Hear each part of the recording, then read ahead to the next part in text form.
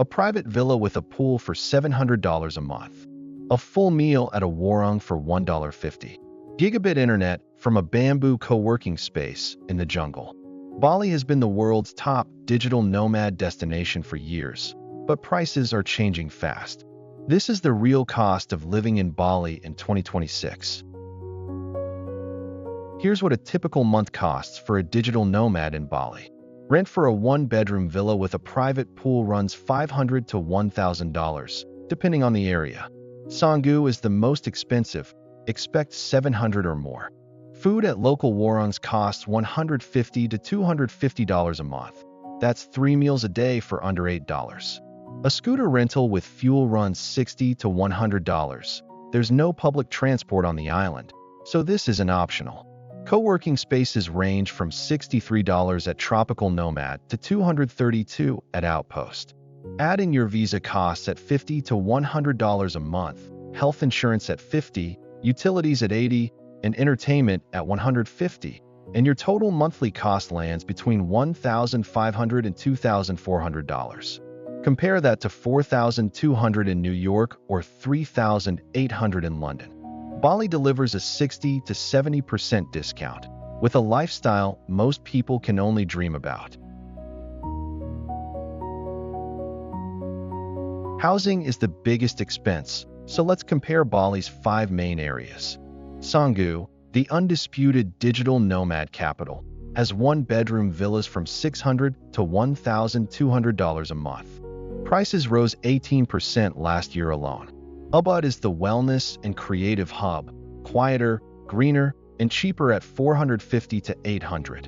Seminyak is the premium beach and nightlife area. Expect $700 to $1,500 for anything decent. Sanur is the hidden gem, family-friendly, quiet, and just $400 to $700 for the same quality. And Uluwatu is the growing surf community with clifftop villas from $500 to $900. The biggest hack? Annual leases are 30 to 40% cheaper than monthly rates. That $1,000 villa in Canggu drops to $650 on a yearly contract. Quick tip: never sign a villa lease without seeing it in person first. Photos lie in Bali. That ocean view villa might be facing a construction site. Always visit and always negotiate. The listed price is just the starting point. Utilities in Bali are reasonable but have some surprises. Electricity for a one-bedroom villa with air conditioning runs $50 to $150 a month, higher than Bangkok because villas are less insulated than condos. Water is $6 to $10 for the well supply, plus $10 to $25 for drinking water. Tap water is not safe to drink anywhere on the island. A local SIM card with unlimited data costs just $7 to $10 a month on Telkomsel. Home fiber internet runs $20 to $50 for 50 to 100 megabits. And Starlink is now available island-wide at $29.50 a month, a game changer for remote areas. Total utilities, $80 to $130 a month. Food is where Bali becomes irresistible. At the budget level, you're eating at warungs, local family restaurants serving nasi campur or mie goreng for $1.25 to $3. That's 3 full meals for under $8 a day. At mid-range, Bali's cafe scene is world-class. Canggu and Ubud are packed with smoothie bowls, avocado toast, and specialty coffee. A full cafe meal costs $5 to $7.50. Real restaurants run $6 to $16 for a main course. At luxury level, fine dining starts at $31 and up. Bali has genuine Michelin-level restaurants now. One warning: imported Western goods are expensive. Wine costs $15 to $30 a bottle. Cheese, supplements, and imported cereal cost 1.5 to 3 times more than back home. Indonesia taxes imports heavily. Stick to local food and your grocery bill stays under $150 a month. Go heavy on imports and it jumps to $400. Here's something most blogs won't tell you. The best warungs aren't on Google Maps. Look for the ones packed with local Balinese families around noon. If there's no English menu, you've found the real deal. I've eaten $1.50 meals that were better than $15 restaurant plates. Healthcare in Bali is affordable, but not as polished as Bangkok's. A general doctor visit costs $10 to $25. A specialist runs $25 to $75. Dental is where the real savings hit. A cleaning for $25, a crown for $150, and a full dental implant for $850. That same implant costs $4,877 in the US, an 83% discount. Bali has become a dental tourism hotspot, growing 20% in the past 2 years. For insurance, basic local plans start at $17 a month. International coverage like Safety Wing runs $30 to $80. One critical warning: Indonesia's medical inflation hit 19.4% in 2025, one of the highest in the region. Budget for annual increases. Now the costs that catch people off guard. Visa fees are the biggest hidden expense. A visa on arrival costs $35 for 30 days. The B2-1-1, a social visa, the most popular for long stays, costs $205 through an agent, extendable up to 180 days for an additional $140 in extension fees. The new E33G remote worker visa costs $780 for a full year, but requires proof of $60,000 annual income. Then there's the scooter, at $50 to $150 a month depending on the bike, plus $3 to $6 per fuel fill. Laundry runs $15 to $40 a month. The tourist levy is $9.40 per arrival. And here's the one nobody budgets for: currency fluctuation. The Indonesian rupiah has weakened to 16,880 per dollar. For USD earners, this is actually good news. Your dollars stretch further today than 2 years ago. Add all hidden costs together, and your real monthly spend is $150 to $300 higher than the headline number. Don't fall for visa agent upsells. Some agents in Bali charge $400 for a B2-1-1, that should cost $205. Ask for a price breakdown before you commit. The embassy fee, agent fee, and extension fees should all be listed separately. And never hand over your original passport without a receipt. Bali is a single island, 140 kilometers wide, in the Indonesian archipelago. It sits 8 degrees south of the equator, giving it a tropical climate with temperatures between 27 and 32 degrees year-round. The dry season from April to October is the best time to be here. Clear skies, perfect surf, and lower humidity.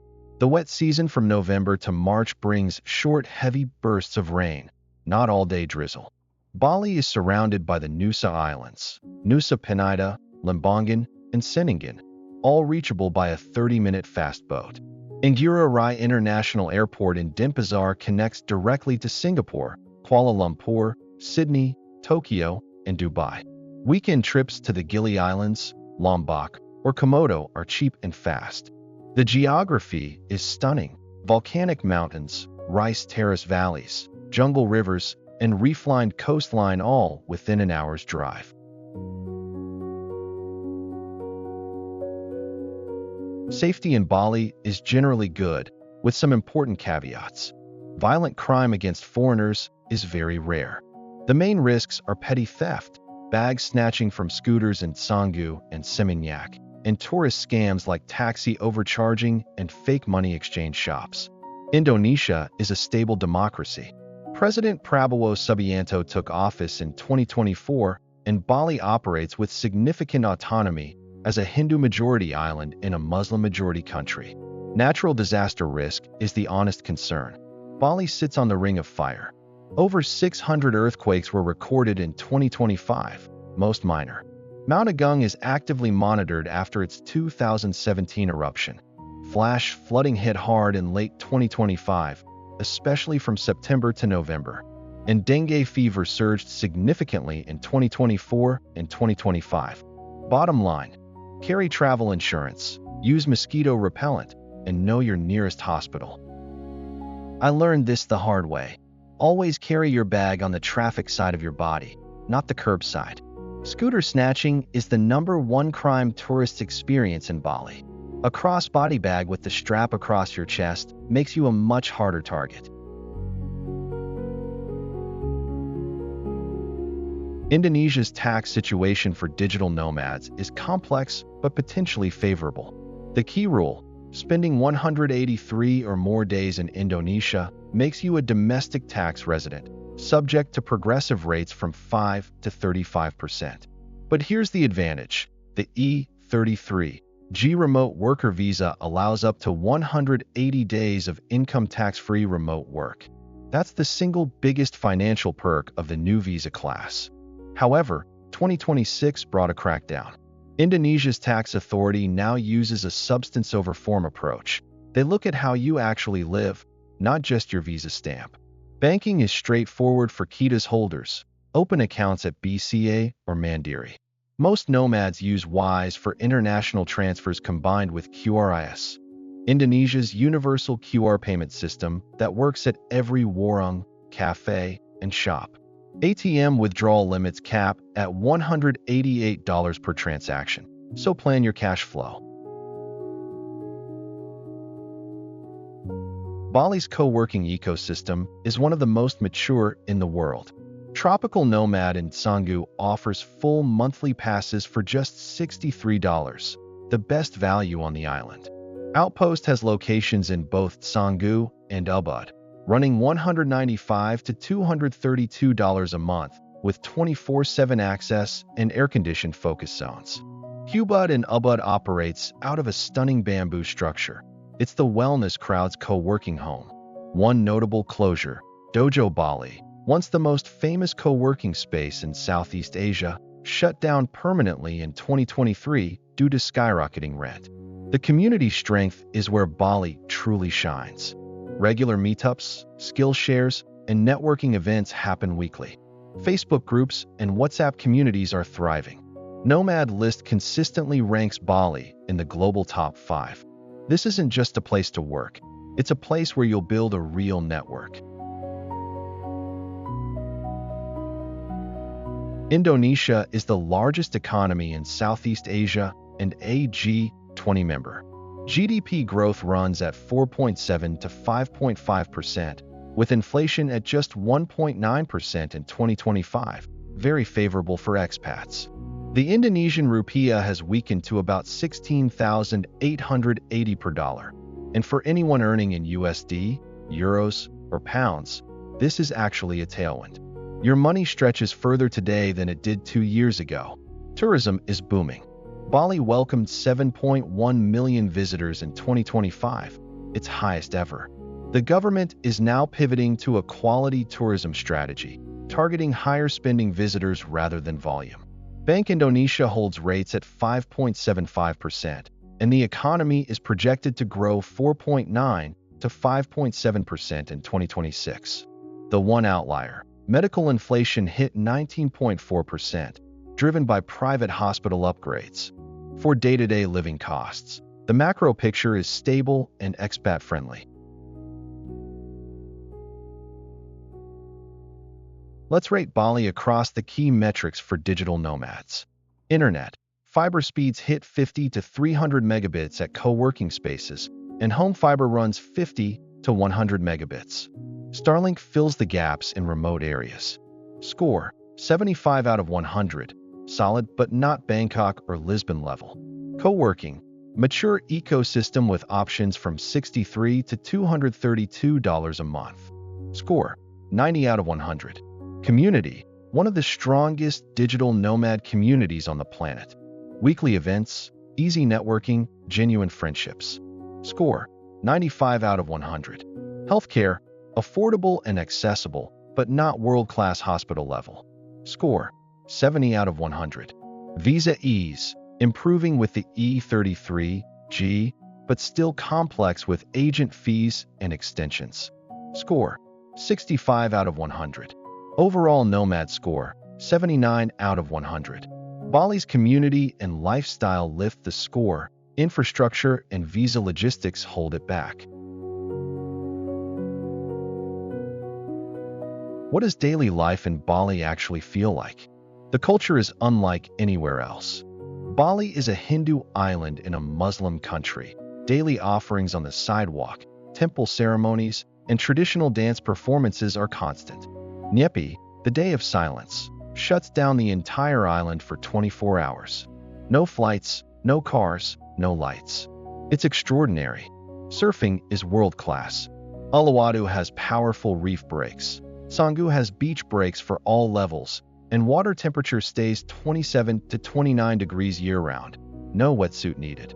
The wellness scene is unmatched. Yoga studios everywhere, traditional Balinese massage for $5 to $15, and meditation retreats in the rice terraces of Ubud.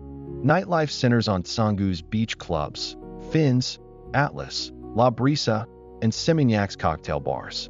And fitness? Gyms run $30 to $60 a month. Overall quality of life. Bali trades infrastructure and convenience for nature, culture, and lifestyle. And for most nomads, that's a trade worth making. Let's put Bali head-to-head with the competition. Monthly cost for a comfortable lifestyle. Bali, $1,800. Chiang Mai, $1,000. Bangkok, $1,500. Lisbon, $3,000. Mexico City, $2,500. Chiang Mai is cheaper, but it's smaller and has dangerous air quality from March to April. Bangkok is similar cost with much better infrastructure, BTS trains, world-class hospitals, and 200 megabit internet standard. Lisbon has European charm and real public transport, but costs nearly double. Mexico City has the best food and nightlife scene, but safety concerns are real in certain neighborhoods. What Bali offers that nobody else can match? The combination of tropical beach lifestyle, global surf breaks, a 5,000-year spiritual culture, and a massive digital nomad community, all for under $2,000 a month.